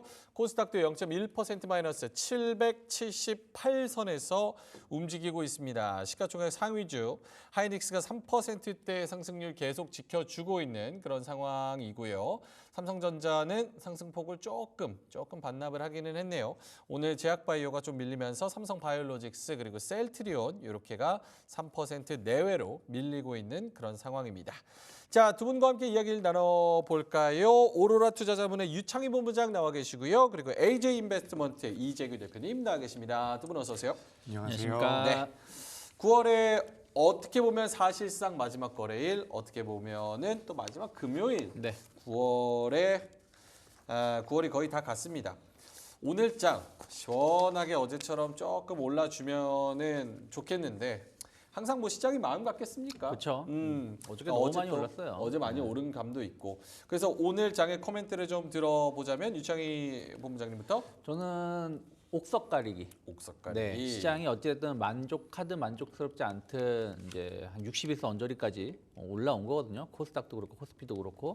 그럼 여기서 이제 약간 숨고르기가 필요하다 생각 좀 하고 있어요. 미국도 어저께 아침에 기세 좋게 출발했다가 장중에는 순간 마이너스 보합권까지 밀렸다가 좀 반등을 준 거거든요. 그래서 약간 글로벌 증시가 좀 단기적으로 많이 올랐다는 부분들이 있기 때문에 숨고르기가 나올 때 진정한 이제 그 다음 반등을 준비하는 옥석 가리기가 앞으로 한 일주일 정도 진행되지 않을까 판단하고 있습니다.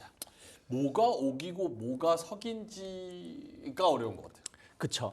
예, 그러니까 지금까지 올라올 때는 어떻게 보면은 다 비슷하게 올라왔어요. 그러니까 못 오른 거 없을 정도로 비슷하게 올라온 상황에서 앞으로 이제 그렇다면 조정이 나왔을 때 이제 기간 조정이 나오면서 갈 것이냐, 가격 조정이 나올 것이냐. 가격 조정이 나오면은 이제 옥은 아니죠, 석이죠. 근데 기간 조정이 나온다? 그러면 그러한 종목은 그 다음 상승이 나올 때 더 크게 갈 수 있다라고 생각을 하면서 좀 모아갈 수 있지 않을까 판단하고 있습니다. 이재규 대표님은 어떻게 보십니까? 금요일 오전장? 일단 뭐 외국인들이 코스피에서 매수를 해주는 게 굉장히 의미가 있다라고 생각을 하고 있습니다. 뭐 삼성전자 같은 경우는 어제까지도 계속해서 매도가 이어진 모습이었는데 괜찮은 것 같아요. 그래서 저는 우리나라 시장이 하반 경직은 보일 가능성이 굉장히 높다라고 보고 있거든요. 아무래도 달러 엔 환율이 지금 145 이상으로 올라가고 있는데 이런 구조가 된다라고 한다면 외국인들이 우리나라에서 이탈할 가능성은 저는 굉장히 낮다라고 생각을 하고 있습니다. 그래서 방금 전에 뭐 앵커님께서도 말씀을 하셨지만 어제 우리나라 시장이 많이 올라왔기 때문에 오늘 어느 정도 눌림이 나온다라고 하더라도 저는 큰 문제는 아니라고 생각을 하고 있고요.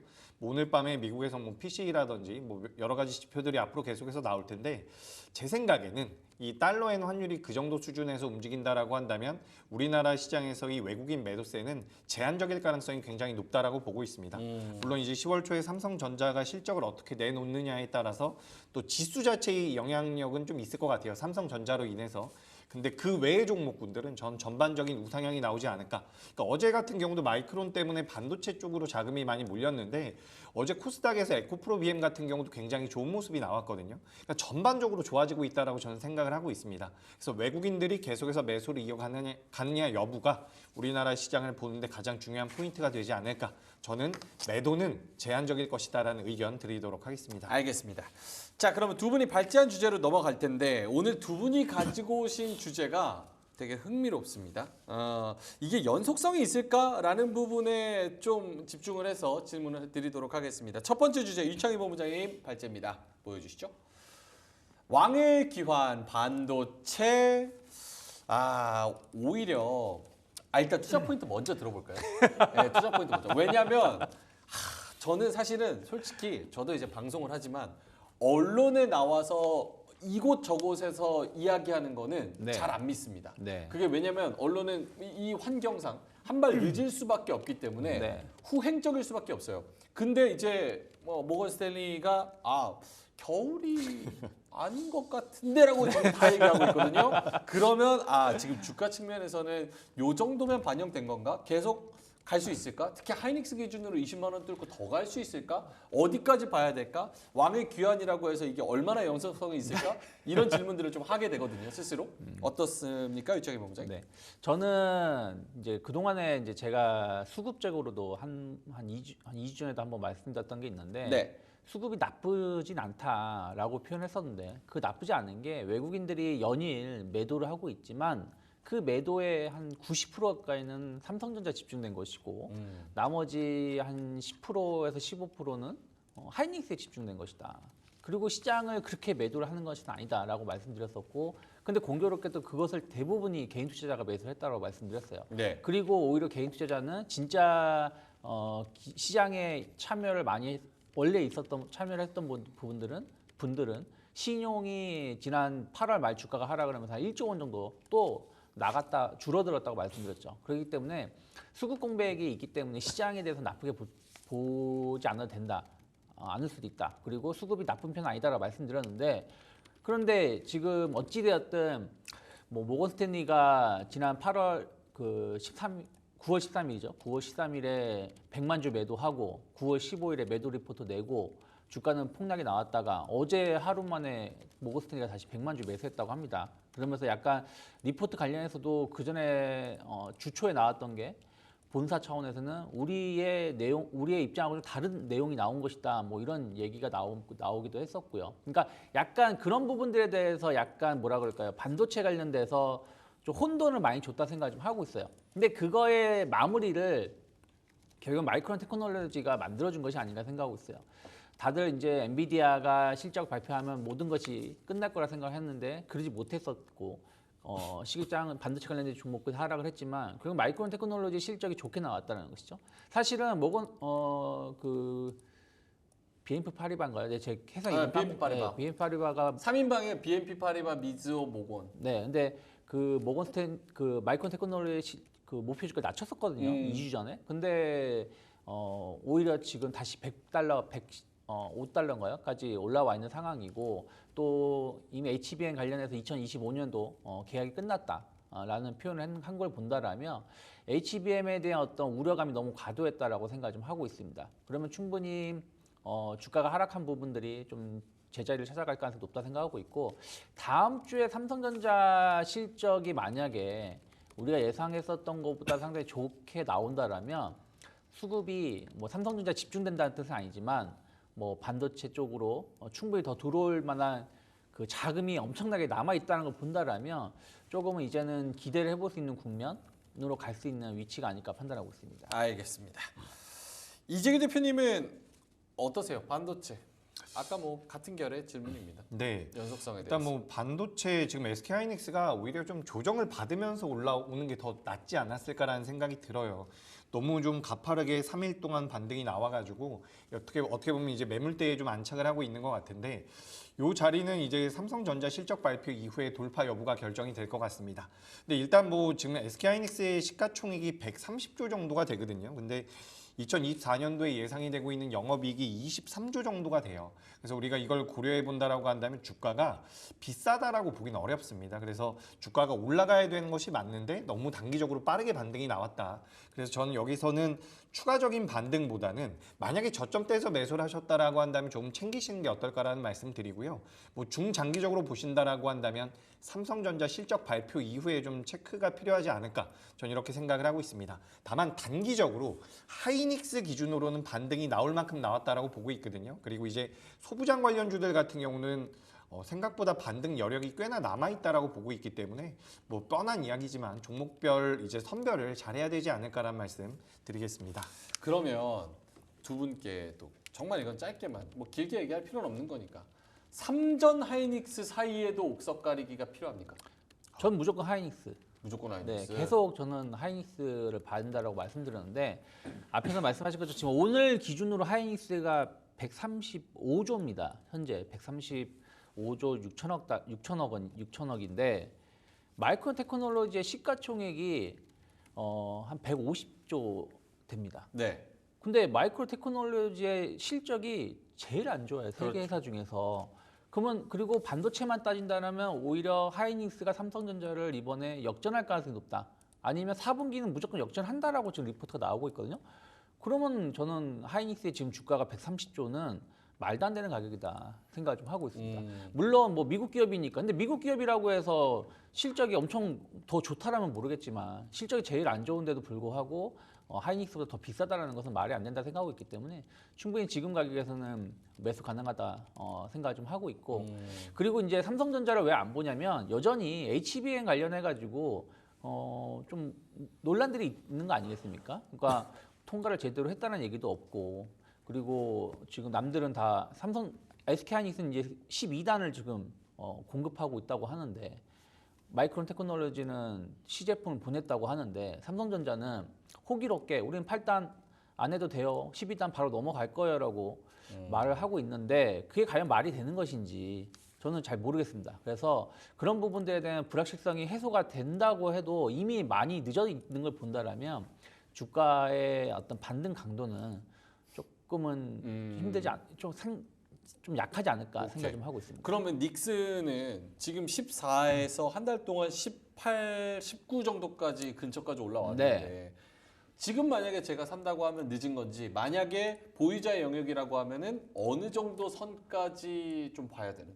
저는 일단은 중장기로 본다라면 제가 보는 어떤 흐름들이 맞게 이어진다라면 충분히 다시 한번 22만 원, 23만 원까지도 연말까지 해서 올라갈 수도 있다 저는 생각을 좀 하고 있어요. 다만 지금은 뭐 그게 어찌 되었든 뭐 악의적이든 뭐든 리포트가 나오면서 장중에 14만 4천 원까지 조정이 나왔다가 한 일주일 반 만에 한 저점 대비 거의 30% 정도 올라온 것이거든요. 그래서 약간의 숨고르기는 나올 수 있다. 하지만 저는 조정 시에 분할 매수 관점은 계속 유지가 된다 생각 좀 하고 있어요. 그래서 가지고 계신 분들도 뭐 수익이 좀 줄어들지언정 기다리는 게 좀 더 기다리시는 게 맞다 생각하고 있고, 없으신 분들은 그러니까 사실은 없으신 분들이 어떡하지라는 고민이 많으실 것 같아요. 어저께 이제 워낙에 많이 올라왔고 그렇죠. 오늘도 한 3% 이상 상승하고 있으니까 그냥 단순간하게 하다가 그냥 놓치신 거니까. 하지만 충분히 또 일정 부분의 가격대로 조정을 줄 거라 생각하고 있고, 저는 한 18만 원 이하 충분히 줄 수 있다. 17만 원 중반까지도 눌림목은 나올 수 있다. 어저께 장중 저점 언저리죠. 그러면 그때부터는 좀 분할 매수도 가능하다 판단하고 있습니다. 이재규 대표님한테는 반도체, 종합 반도체를 살까, 소부장을 살까? 참 어렵네요, 그죠?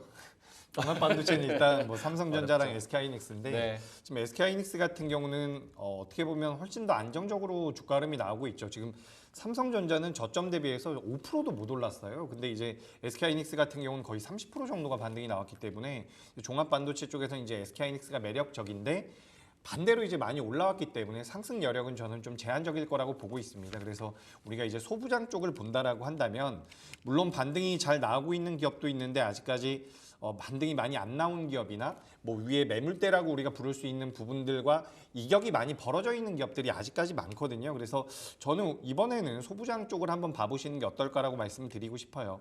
그리고 최근에 이제 요 낸드 관련되어 있는 종목군들의 그 상승 여력이 저는 많이 남아 있다라고 보고 있는데, 지금 테스 같은 경우는 우리가 직전 고점이라기보다는 매물대까지도 지금 한 20%에서 30% 정도의 상승 여력이 남아 있다라고 보고 있거든요. 그래서 전 소부장 쪽을 좀 보시는 게 어떻게 보면 수익률적인 측면에서는 대형주보다 매력적이지 않나라고 말씀드리고 싶고요.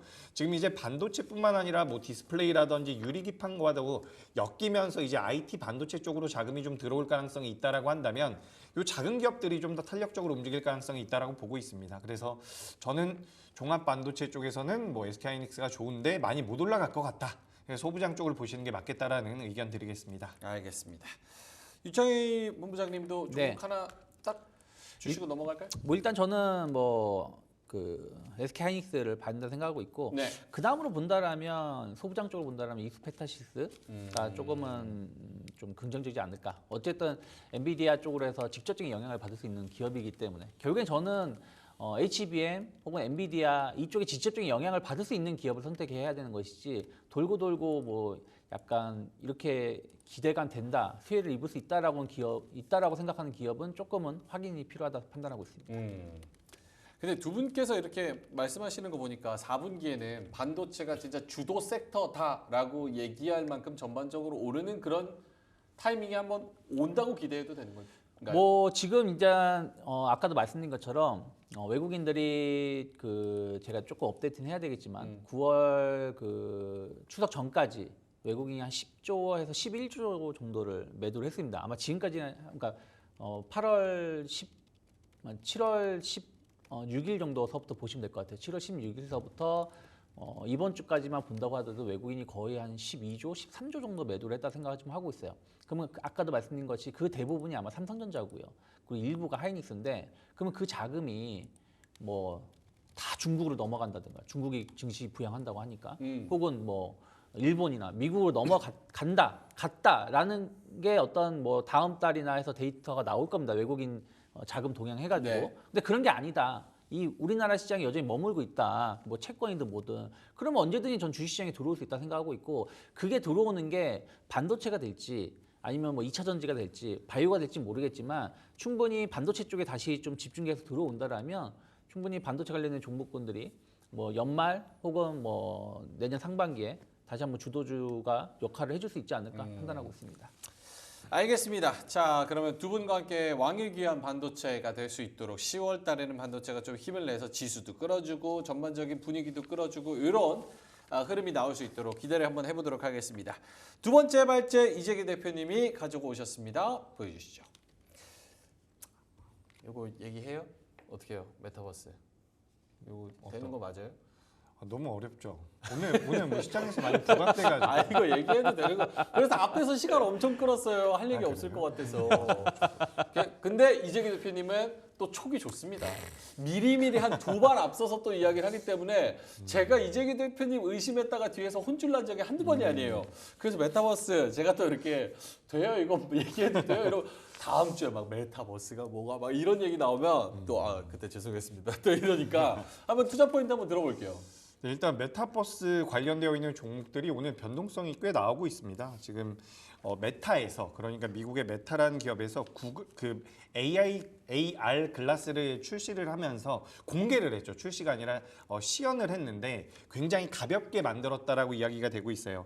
이게 이름이 이제 오라이언이라고 하는 시제품을 이제 공개를 한 건데 그 애플이 예전에 이제 비전 프로를 내놨었는데 그 비전 프로보다 한 6분의 1 정도의 무게라고 합니다. 그래서 어떻게 보면 앞으로 이제 좀 더 접근성이 편해지지 않을까라고 생각이 되고요. 이제 메타버스를 우리가 가상현실이라고 이야기를 많이 하는데 메타버스를 이제 우리가 실제로 경험하기 위해서는 AR, 우리가 증강현실이라고 하고요. 그리고 VR 같은 경우는 가상현실이라고 하죠. 그래서 AR 쪽과 VR 쪽에 대한 투자가 집중이 돼야 되고 그와 관련되어 있는 종목군들의 변동성이 오늘 굉장히 강하게 나온다라고 보시면 좋을 것 같은데 앞서 말씀드린 대로 우리가 애플 비전 프로라든지 그 앞전에 나왔었던 이 메타버스와 관련되어 있는 기기들이 굉장히 무겁거나 사용하기에 굉장히 불편했다라는 이야기가 나오고 있어요.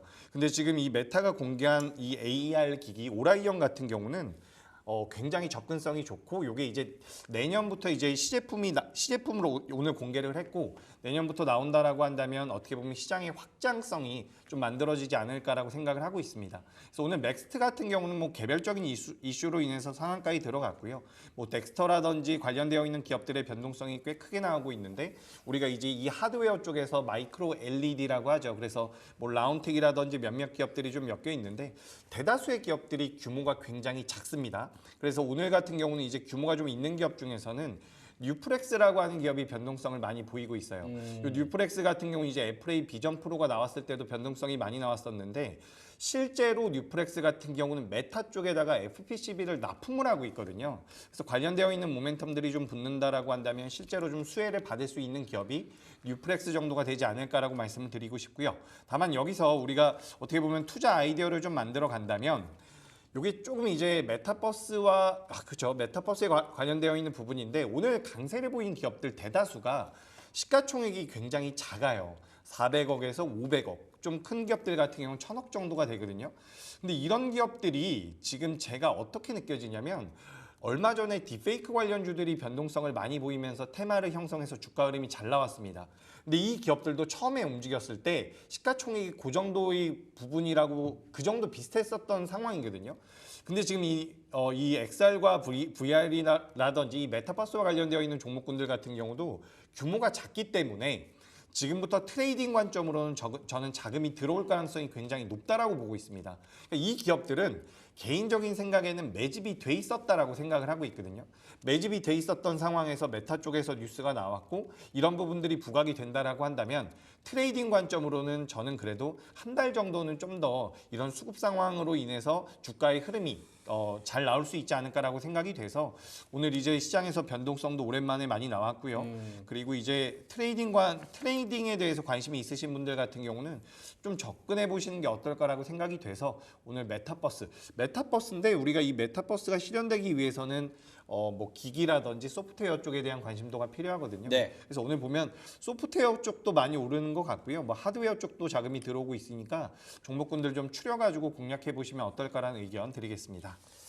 지금 뭐 말씀 들어보니까 산업적으로 본격적으로 성장한다 이런 개념의 내용은 아니고 센티멘털적으로 모멘텀으로 활용해서 트레이딩을 해보자 예, 이런 모멘텀이 그래도 몇 주는 더 갈 것 같다라는 느낌으로 시크한 도시남자 유창희 네. 본부장님 냉정하게 평가를 한다면 메타버스 요거 좋은 얘기 안 나올 것 같다고 저는 예상하거든요. 네, 저는 사실은 뭐 매매를 별로 지양해야 되지 않을까 생각하고 있어요. 사실 이게 어저께 나온 뉴스 아니겠습니까? 근데 어저께 반응을 못했어요. 반응을 못한 이유가 뭐냐면 어제 시장이 너무 좋았다라는 것이죠. 오늘 왜 반응하느냐? 오늘 시장이 안 좋다라는 거죠. 안 좋다는 뜻이 뭐 하락한다는 뜻이 아니라 행보하니까 테마주가 또 움직이는 거다 생각 좀 하고 있습니다. 뭐 말씀하신 것처럼 시가총액이 작은 기업들도 너무 많아요. 500억, 뭐 1000억 미만인 기업들도 많이 있고 또 하나는 우리가 뭐 저는 어저께 테슬라가 그저께죠 주주들한테 로보택시 관련돼서 공개 서한을 보냈다라고 하는데 그게 얼마나 그 우리나라 기업들 자율주행에 그 수혜를 입을 수 있을까 본다라면 테슬라 관련된 기업은 거의 없다라고 보시는 게 맞다고 생각하고 있거든요. 메타도 마찬가지로 생각하고 있어요. 이 글라스 고글 관련해가지고 저도 이제 사진 같은 거 봤는데 이제 완전 기존의 방식하고 다른 제품입니다. 약간 안경처럼 되어 있고 무게도 많이 줄인 것처럼 보여 있지만 이게 대중화되는 데는 조금 시간이 필요하다 저는 생각을 좀 하고 있어요. 그리고 우리나라 기업이 진짜 수혜를 입을 수 있을지 이미 이 하드웨어 쪽으로 해서 우리나라 기업이 뭐 부품이 일부 들어갈 수 있는 기업이 있다라면 모르겠지만 그게 아니라 그러면 저는 조금은 뭐 체크를 좀 더 해야 되지 않을까. 그래서 단기 테마성 이슈로 바닥에서 올라오는 부분들이 좀 있는 거에서 공격적으로 매수하기에는 조금은 부담스럽지 않을까 판단하고 있습니다. 알겠습니다. 자, 이재기 대표님 그러면 메타버스 관련해서 트레이딩으로 살짝 우리가 노려볼 수 있는 가장 가능성이 높은 종목은 뭐라고 생각하시는지 짧게 듣고 넘어갈게요. 예, 뭐 단기적으로 좀 올라왔지만 유프렉스 보시는 게 맞을 것 같아요. 네. 지금 우리가 마이크로 LED 쪽에서는 코세스라는 기업도 있는데 그거보다 실제로 이제 FPCB를 납품하고 있는 유프렉스가 좀 낫지 않을까라고 말씀드리고 싶고요. 이 회사가 지금 시총이 1,400억대 기업인데 영업이익이 100억 넘게 나오고 있는 상황입니다. 그래서 다른 그 약간의 테마성을 가지고 움직이는 기업들과는 좀 다르다. 이렇게 좀 말씀드리면서 유프렉스 같은 경우는 손절가 6,000원 정도 잡아보시고 대응해 보시면 접근해 보시면 그래도 트레이딩 관점으로 매력적이지 않을까 의견 드리겠습니다. 이재규 대표님이랑 비슷한 성향으로 카니님께서 관심이 있으신데 역시 뉴프렉스지라고 미리 말씀하셨는데 아 어제 팔았는데 하 이렇게 말씀을 해주셨습니다. 아쉽게 됐습니다. 하지만 이런 모멘텀은 계속 오는 거니까요. 자, 그럼 두 분의 발제 반도체에 대한 이야기, 메타버스 확실히 이런 뉴스들이 나오면서 조금 반응이 있는데 이렇게 두 가지 주제를 이야기해봤고요. 두 분의 공략주로 넘어가 보도록 하겠습니다. 두 분 종목 보여주시죠. 아모레퍼시픽 CIS. 반도체 이야기했고 메타버스 얘기했고 종목은 이제 또 따로 노려보자. 아모레와 CIS. 자, 유창희 대표님부터 먼저 이야기를 해본다면 아모레퍼시픽 투자 포인트 한 2분, 3분 드릴 수 있을 것 같습니다. 많이 주시네요. 오늘은 좀 넉넉하게. 항상 뒤에 쫓긴 듯 해가지고 죄송해서. 알겠습니다. 근데 저는 사실 오늘 저 중국 소비주 해서 화장품을 좀 하고 싶었던 부분들이 있었어요. 왜냐하면 지금 이제 새벽에도 나온 그 미국 그 리포트 같은 거 보면은 이제 중국 주식 담을 때다. 라는 소식이 이런 그 IB들의 리포트도 많이 나왔는데 어쨌든 이제 미국 증시는 많이 올랐다는 부분들 근데 글로벌 증시 뭐 중국이라든지 유럽은 많이 오르지 못했는데 특히 중국이 많이 못 올랐죠. 근데 대규모 경기 부양을 한다는 것을 감안한다면 충분히 소비 심리가 상당히 개선될 여지가 저 있다 생각 좀 하고 있고요. 또 이번에 중국 경기 부양이 소비주가 조금 다르게 갈 수 있는 게 과거에 우리가 중국이 코로나 이제 해제한 팬데믹 그 폐쇄 봉쇄 해제한다 혹은 뭐 대규모 부양한다 그러면 움직였었던 게 사실은 여행이라든지 카지노 면세점 관련된 종목군들이 움직였었거든요. 네. 근데 중국 사람들도 이제 돈이 많이 없다라고 생각하고 있어요. 그래서 뭐 경기 부양한다고 해서 막 공격적으로 해외여행 가거나 뭐 비싼 제품 사거나 카지노를 하기보다는 그래도 좀 쉽게 소비를 접할 수 있는 뭐 화장품이라든지 혹은 뭐 영화든 콘서트든 이런 쪽에 대해서는 소비가 좀 개선될 여지가 좀 있지 않을까 생각 좀 하고 있어요. 그러면 중국향 화장품 기업들이 조금은 더 좋은 실적 개선을 4분기 이후부터 좀 기대해 볼 수 있지 않을까 생각 좀 하고 있고요. 그리고 이제 사실은 아모레퍼시픽이 지난 8월 달에 주가가 급락이 나왔는데 이때 주가가 급락이 나온 게 중국 쪽에 대한 어떤 매출이 안 좋아서 그렇거든요. 근데 자회사 그 코스 RX 같은 경우는 여전히 실적이 좋게 나왔습니다.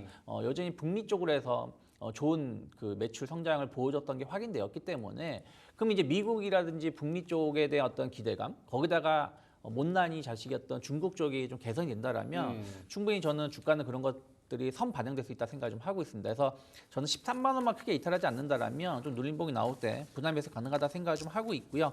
일단 단기 목표가는 그 지난 7월 달, 8월 달 고점 언저리 한 19만 원까지 열어놓겠습니다.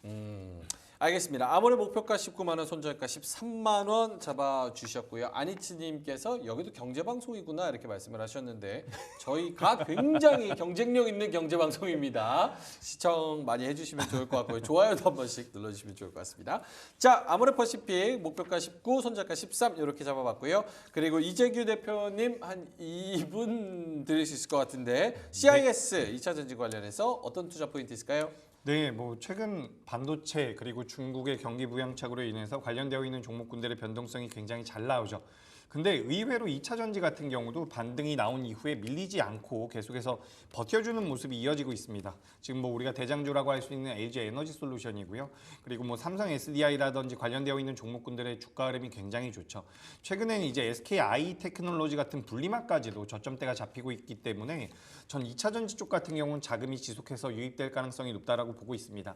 어쨌든 뭐 테슬라가 3분기 쪽에 대한 인도량이 증가할 것이다라는 내용과 뭐 독일에서의 정책적인 보조금이 나올 수 있다라는 부분들, 2차 전지가 전반적으로 개선이 될 수 있는 여러 가지 매크로적인 환경이 만들어지고 있기 때문에 전 2차 전지는 좀 봐야 된다라고 생각을 하고 있고요. 뭐 최근에 이제 전구체 쪽이라든지 실리콘 음극재 쪽에 대한 쇼티지 이야기가 나오면서 뭐 관련되어 있는 종목군들도 좋은 주가 흐름을 보일 것이다라는 분석들이 많은데 장비 쪽에 대해서는 별로 이야기가 없는 것 같아요. 그래서 제가 CIS라는 기업을 준비했는데 이 회사 같은 경우는 전극 공정과 관련되어 있는 기업이고 추가적으로 전구체 쪽에 대한 전해질을 만드는 기업이다라고 보시면 좋을 것 같습니다. 장비 쪽과 뭐 전구체 쪽에 둘 다 엮여 있는 기업이기 때문에 좀 매력적이다라는 말씀을 드리고 싶고요. 이 회사 같은 경우는 시가총액이 7천억 정도 되고 있는 기업인데 2023년도 기준으로 수주잔고가 시가총액을 넘어가고 있는 상황입니다. 그러니까 작년에 실적이 안 좋았단 말이에요. 2차 전지. 2차 전지가 안 좋았고 올해 상반기에도 안 좋았는데 그렇게 안 좋은 상황에서도 CIS 같은 경우는 수주잔고가 굉장히 좋았다라는 거죠. 그래서 이런 부분들이 향후 3분기, 4분기 때 실적으로 반영이 된다라고 한다면 전 CIS 같은 경우는 지금부터 우리가 좀 눈여겨보는 게 어떨까 이렇게 의견 드리면서 목표가는 12,000원 잡아드리고요. 손절가는 8,500원 말씀드리겠습니다. 알겠습니다. 두 분의 공략주 아모레퍼시픽과 CIS 우리 솔리마르님께서도 다른 2차 전지 관련해서 에코프로머티 가는데 어디까지 갈지 아직 마이너스 이렇게 말씀하셨습니다. 조금 더 2차 전지주도 반도체주도 그리고 다른 이슈가 있는 모멘텀이 있는 테마주도 같이 올라갔으면 좋겠습니다. 자, 그러면 금요일 오늘 데이사이트 런치박스는 여기서 좀 마무리를 하도록 하겠습니다. 이재규 대표님과 유창희 본부장님 그리고 저는 여기서 인사를 드리도록 하고요. 오후장도 화이팅 하시고요. 저희는 다음 주 월요일에 뵙도록 하겠습니다. 오늘도 끝까지 함께해 주셔서 대단히 고맙습니다.